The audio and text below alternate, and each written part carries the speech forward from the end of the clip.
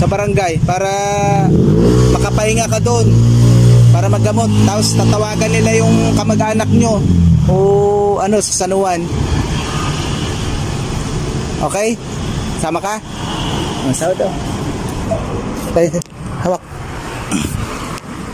Gamutin na natin ang sugat mo. Lagyan natin ng gamot yung dito mo. Gamutin natin, sugat mo, gamutin natin. Sama ka sa amin doon sa ano. O dalang ka namin dito. Diyan lang kami sa una.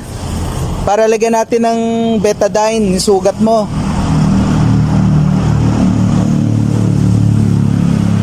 Tawag na lang tayo ng barangay para maggamot ka, malinis. Ha?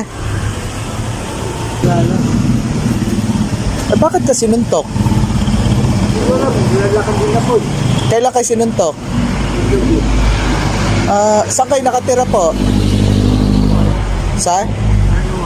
San Juan. Bakit kayo umabot dito? Kasi may anak ko dyan, pinasyalan ko. Ay saan kayo ngayon pupunta? Wala. Naglalakad ka? Wala. Kumain na po kayo?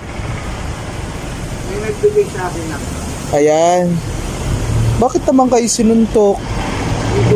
Hindi nyo pinano sa barangay? Ay, hindi na. Kasi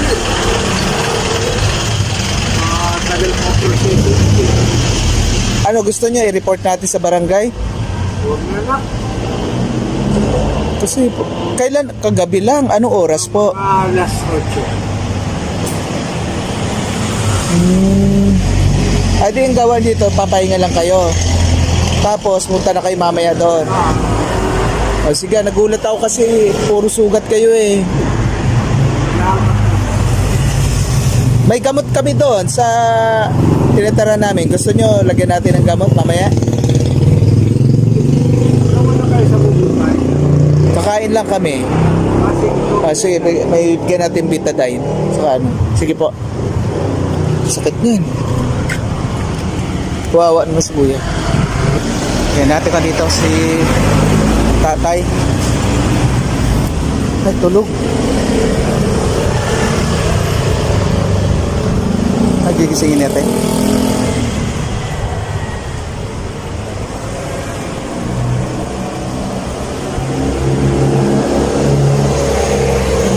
Tay! Ay, may buti nandiyan eh.